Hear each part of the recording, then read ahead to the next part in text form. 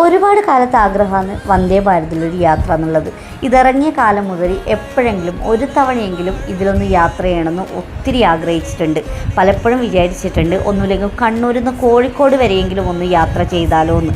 അത്രക്കും ആഗ്രഹമായിരുന്നു വന്ദേ ഭാരതിൽ യാത്ര ചെയ്യണം എന്നുള്ളത്.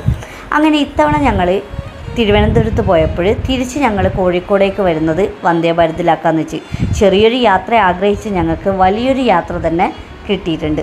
അങ്ങനെ അതിൻ്റെ ഒരു സന്തോഷവും ആദ്യമായിട്ട് വന്ദേ ഭാരതിൽ കയറിയതിൻ്റെ സന്തോഷവും ഒക്കെ ആയിട്ട് ഞാനൊന്ന് ഓടി നടന്ന് മൊത്തത്തിലൊന്ന് കാണാൻ പോയി.